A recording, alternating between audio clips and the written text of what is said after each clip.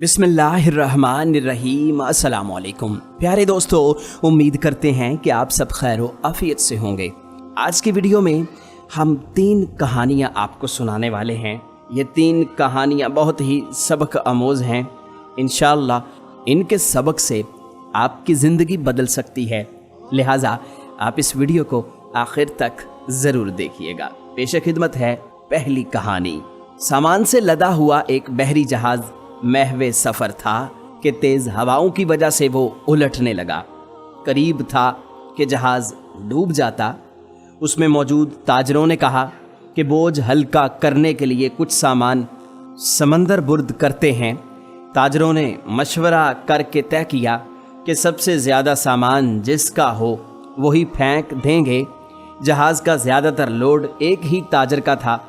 उसने इतराज़ किया कि सिर्फ मेरा सामान क्यों, सबके माल में से थोड़ा थोड़ा फेंक देते हैं।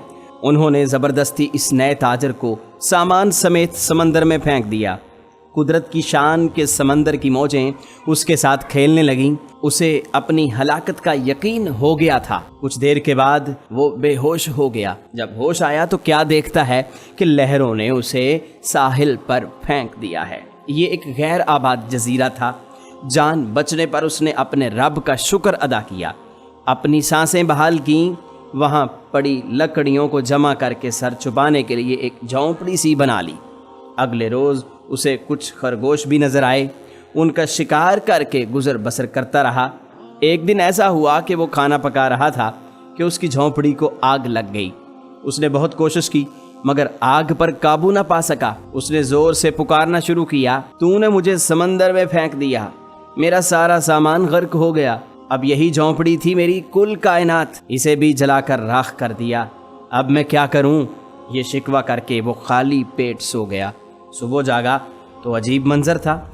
देखा कि एक कश्ती साहिल पर लगी है और मल्लाह उसे लेने आए हुए हैं। उसने मल्लाहों से पूछा कि तुम्हें मेरे बारे में कैसे पता चला? उन्होंने जो जवाब दिया उससे ताजर हैरान रह गया। मल्लाहों ने कहा कि हमें पता था कि ये जजीरा गैर आबाद है, लेकिन दूर से धुआं उठता हुआ नज़र आया तो समझे शायद कोई यहाँ फंसा हुआ है जिसे बचाना चाहिए, इसलिए हम तुम्हारे पास आए। फिर ताजर ने उन्हें अपना पूरा किस्सा सुनाया तो मल्लाहों ने ये कहकर उसे मज़ीद हैरान कर दिया कि जिस जहाज़ से तुम्हें समंदर में फेंका गया वो आगे जाकर गर्क हो गया। ये सुनकर ताजर सजदे में गिर गया, रब का शुक्र अदा करने लगा और कहा कि पाक है वो ज़ात जिसने मुझे बचाने के लिए ताजरों के हाथों समंदर में फेंकवाया। अपने बंदों के बारे में वही ज़्यादा जानने वाला है। हालात जितने भी सख्त हो जाएं, अल्लाह की रहमत से मायूस ना हो। हर हाल में अपने रब पर भरोसा रखें। प्यारे दोस्तों, पेश खिदमत है दूसरी कहानी। लड़की का बाप बहुत खुश था कि अच्छे ख़ानदान से उसकी बेटी के लिए रिश्ता आया है। लड़के में हर वो खूबी थी जिसकी तमन्ना की जा सकती है। पढ़ा लिखा, खुश इखलाक, मुअद्दब और बरसरे रोज़गार। इनकार की तो वजह बनती ही नहीं थी। लिहाजा दीगर अहले खाना से सलाह मशवरा करके ये रिश्ता कबूल कर लिया गया। बात जब दस्तूर के मुताबिक हक महर की चली तो लड़की के बाप ने कहा कि हम मुर्दम शनास लोग हैं और लड़के को अपनी फर्जंदी में ले रहे हैं। पैसे की हमारे लिए कोई अहमियत नहीं, ताहम रस्मन मेरी बेटी का हक महर सिर्फ 1 रियाल होगा। मामला तय पाए तो शादी की तारीख मुकर्रर करके इस फरीज़े को सरंजाम दे दिया गया। लड़की भी किसी मामले में कम न थी। खूबसूरत व खूब सीरत, तालीम याफ्ता, घर घर हस्ती के हर फन में माहिर। जल्द ही उसने अपने ससुराल के हर फर्द को अपना गर्विदा बना लिया। गोया दोनों घराने ही अपनी अपनी खुशकिस्मती पर रश्क करते थे। मियाँ बीवी के दरमियान उल्फत व मोहब्बत का रिश्ता रोज़ बरोज़ गहरा से गहरा होता चला गया। एक दिन पेप्सी की बोतल पीते हुए न जाने खामद के जहन में क्या शैतान समाया कि बीवी को कहने लगा, जानती हो तुम्हारी कीमत और इस पेप्सी की बोतल की कीमत एक ही है। तंज तो बहुत गहरा था और सदमा देने वाला था, मगर बीवी ने अनसुनी कर दी कि अगर बात ज़बान से फिसल कर निकली है तो इसको यहीं ख़त्म कर दिया जाए। मगर खामद की तो ये आदत ही बन गई कि जब भी पेप्सी की बोतल ख़रीदता तो किसी तरह भी तंज की कोई सूरत निकाल ही लेता। कभी कहता कि अगर मेरी तुमसे शादी ना होती तो मैं एक और पेप्सी खरीद पाता, और कभी कहता कि मेरी पेप्सी की बोतल का नुकसान करवाने वाली लड़की बहुत ही समझदार और हालात से समझौता करने वाली तो ज़रूर थी, मगर एक दिन उसका सब्र जवाब ही दे गया। अपने खामन से कहा कि मैं अपनी अम्मी से मिलने के लिए उदास हूँ, वो उसे उसके घर ले जाए। खामद को इस बात पर कोई एतराज़ नहीं था, फ़ौरन ही तैयार होकर चल पड़े। अपने खामद को बैठक में छोड़कर लड़की अंदर अपनी माँ के पास गई और फूट फूट कर रो पड़ी कि तुमने मेरा हक महर इतना कम मुकर्रर करके मेरी कीमत गिरा दी है, और अब मेरा खामद मुझे इस तरह जलील कर रहा है। उसकी माँ ने कहा कि अभी तेरा बाप आता है तो मैं उसे बताती हूँ, मगर लड़की का इसरार था कि वो अपने मामलात ख़राब नहीं करना चाहती, इसलिए उसके वालिद को ख़बर नहीं होनी चाहिए। मगर उसकी माँ ने कहा कि नहीं, ये गलती तेरे बाप की है, इसलिए इस गलती को ठीक भी उसी ने ही करना है, लिहाजा उसे बताना ज़रूरी है। लड़की के वालिद ने सारा किस्सा सुना, नहायत ही तहम्मुल के साथ बर्दाश्त किया, बेटी को तसल्ली दी कि वो बिल्कुल बेफिक्र रहे, सब कुछ ठीक हो जाएगा। बैठक में जाकर लड़की के बाप ने अपने दामाद से कहा कि कई दिनों से दोनों ख़ानदानों की आपस में मुलाकात नहीं हुई, इसलिए वो चाहता है कि उसके घर वालों की दावत करे, इसलिए वो अपनी बीवी को यहीं पर रहने दे और कल अपने वालिदैन के साथ दोबारा आए ताकि सब लोग मिल बैठें। लड़का बखुशी वापस चला गया। दूसरे दिन लड़का अपने वालिदैन के साथ जब पहुंचा तो लड़की के वालिद ने 3 पेप्सी की बोतलें सबके सामने रखीं और कहा कि ये मेरी तरफ से आपके लिए दावत है। लड़के के वालिदैन ने तो कुछ ना समझा, मगर लड़के को अंदाज़ा हो गया कि बात शायद कुछ और ही है। लड़की का बाप बोला कि तुमने मेरी बेटी का हक महर 1 पेप्सी की बोतल मुकर्रर किया था, जबकि मैं तुम्हें 3 बोतलें पिला रहा हूँ। ये बोतलें पियो और मेरी बेटी को तलाक देकर चले जाओ, मुझे तुम लोगों से कोई रिश्ता नहीं रखना। लड़की का खामद तो बेहोश होने के करीब था, और उसके वालिदैन को जब सारे मामले की समझ आई तो वो लड़के पर बहुत नाराज़ हुए कि उसने ऐसी नीच हरकत क्यों की। जब मामले को सुलझाने की बात चली तो लड़की का बाप बोला कि अगर मेरी बेटी को लेकर जाना है तो उसका हक महर 3 लाख रियाल होगा, जाकर ले आइए और मेरी बेटी को ले जाइए, वरना नहीं, क्योंकि मुतालिबा इतना नामुनासिब नहीं था और बात भी मौफ़ियो सुलह सफ़ाई से आगे गुजर चुकी थी। इसलिए ये सब लोग पैसों का इंतज़ाम करने के लिए चले गए और फिर चंद दिनों के बाद हक महर 3 लाख रियाल देकर लड़की को ले आए। कहते हैं कि उस दिन के बाद लड़के ने दोबारा कोई ऐसी बात कहने और करने से तो तौबा कर ली, मगर कभी कभी यूं ज़रूर कहकर बुलाता था, अरे मेरी पेप्सी कोका कोला की फैक्ट्री कहाँ हो। प्यारे दोस्तों, पेश खिदमत है तीसरी कहानी। घर में दाखिल हुआ तो देखा बीवी बैठी रो रही थी।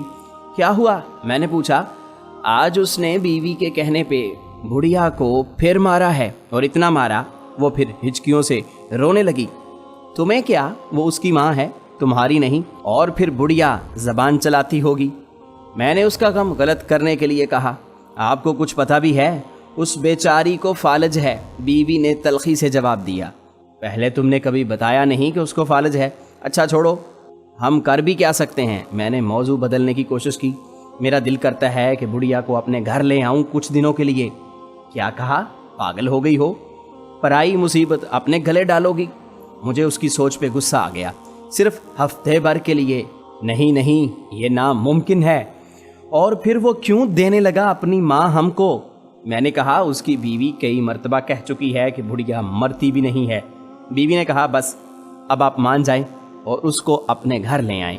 ये कहते हुए वो मेरे पहलू में आ बैठी। अच्छा जी, आप उस बुढ़िया को घर लाने की जिम्मेदारी भी मुझ पर डाल रही हो, और ये तो सोचो कि तुम उसको संभाल भी लोगी।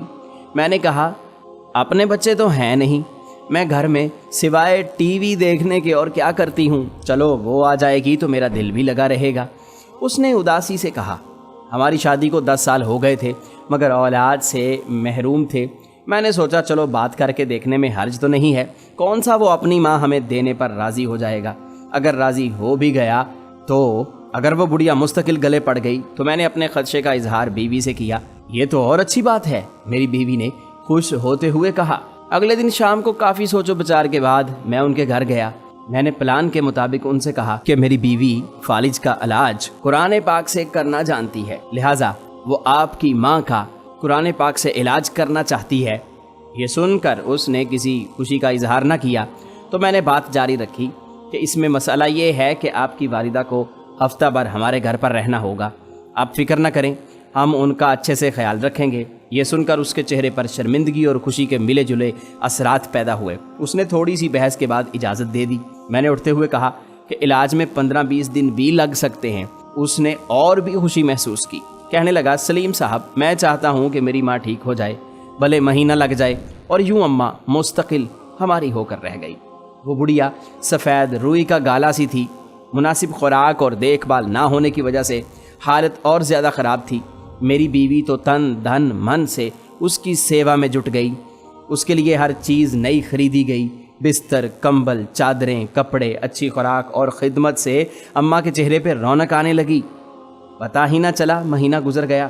पहले उसकी बहू हर 2 दिन बाद आती रही, फिर 4 दिन का वक्फा हुआ, फिर हफ्ता होने लगा। अम्मा को वापस ले जाने की बात ना उसने की और ना हमने। दूसरे महीने में वो एक ही दफ़ा आई। घर की मसरूफियात का रोना रोती रही। तीसरे महीने के बाद उसने आना बंद कर दिया। मैंने बीवी से कह दिया कि अब अम्मा तुम्हारी जिम्मेदारी बन गई है, अब तुम संभालो। बीवी ने खुशी का इजहार किया। यह गालिबन 7वां महीना था कि उस आदमी को उसकी बीवी ने अपने दोस्त के साथ मिलकर कत्ल कर दिया और बाद में वो खुद भी पकड़ी गई।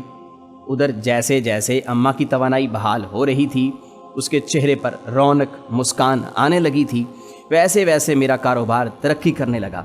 ऐसा लगता था कि जैसे मुझ पर धन बरसने लगा है। साल भर में मेरी 3 दुकानें हो चुकी थीं। तीसरे साल हम तीनों, मैं, बीवी और अम्मा ने हज की सआदत हासिल की। गुलिस्तान जौहर में 500 गज़ का बंगला ख़रीद कर मैं वहाँ पर शिफ्ट हो गया। अम्मा हमारे साथ 7 साल रहीं। हर पल उनका हमें दुआएं देते हुए गुजरता था और हम मियाँ बीवी खुशी से फूले न समाते थे। अजीब करामत ये हुई कि अम्मा की बरकत और दुआओं से अल्लाह रब्बुल इज़्ज़त ने मुझे औलाद से नवाजा। आज वो हमारे दरमियान नहीं, मगर उनकी कमी शिद्दत से महसूस होती है। पिछले दिनों मेरी बीवी बहुत खुश थी। वजह पूछी तो कहने लगी कि मैंने एक ख्वाब देखा है। कैसा ख्वाब? मैंने देखा कि महशर का दिन है और सब हैरान और परेशान खड़े हैं, उनमें मैं भी खड़ी हूँ। कि इतने में अम्मा वहाँ पर आईं। उन्होंने मेरा हाथ पकड़ा और कहने लगी, मुनीरा, इधर आ मेरे साथ, तुझे मैं पुल सिरात पार करवा दूँ। मैं उनके साथ चली। हम एक बाग से गुजरे। थोड़ी देर बाद बाग ख़त्म हुआ तो एक बड़ा सा मैदान आ गया। तो अम्मा कहने लगी, बस हो गया पुल सिरात पार। मैं हैरान हुई तो अम्मा ज़ोर ज़ोर से हंसने लगी। फिर मेरी आंख खुल गई। मुबारक हो भाई, अच्छा ख्वाब है, मगर तुम्हें मेरा ख्याल ना आया। चलो खैर, हमें भी कोई ना कोई मिल ही जाएगा जो पुल सिरात पार करा दे। आमीन। बीवी ने जैसे दिल की गहराइयों से कहा। और फिर उसको मैंने ये नहीं बताया कि उसी रात ऐसा ही ख्वाब मैं भी देख चुका हूँ। बस फ़र्क ये था कि अम्मा ने मेरा हाथ पकड़ते वक्त कहा था, चलो तुम्हें मुनीरा के पास ले चलूँ, वो पुल सिरात के पार तुम्हारा इंतज़ार कर रही है।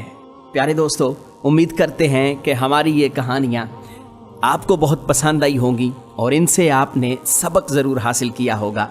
अल्लाह पाक आपको हमेशा खुश और खुर्रम रखे।